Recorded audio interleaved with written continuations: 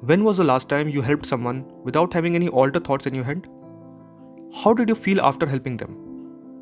When you help someone, that fulfillment, that happiness that follows is very pure. As Mahatma Gandhi once said, the best way to find yourself is to lose yourself in the service of others. But if we consider present day scenario, then we people relate to this very particular emotion very rarely.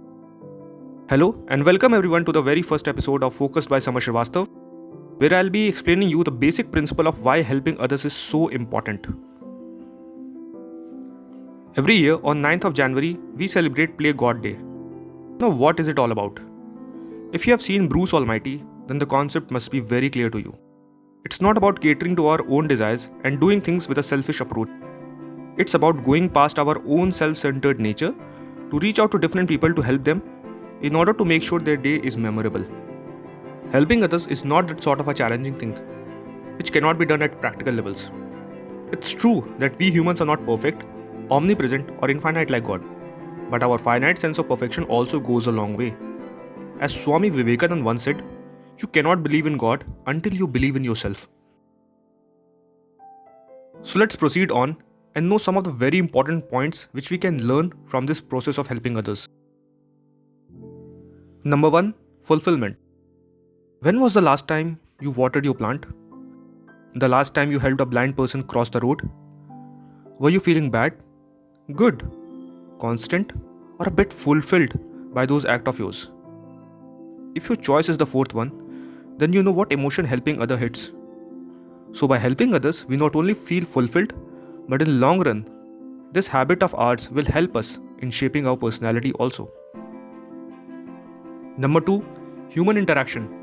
According to Finance Online, every day, global internet users spend 2 hours 41 minutes on their social media platform. Although it has its own advantages and disadvantages, the one thing it can never replace is human interaction. When you help someone being physically present, your interaction with them to the purest reality increases. Looking in someone's eyes while communicating your thought increases your interaction with that natural environment. One major argument people have is that they cannot help everyone. Well, it's true that we cannot help everyone, but it's about helping the ones you can. Just ask this question to yourself.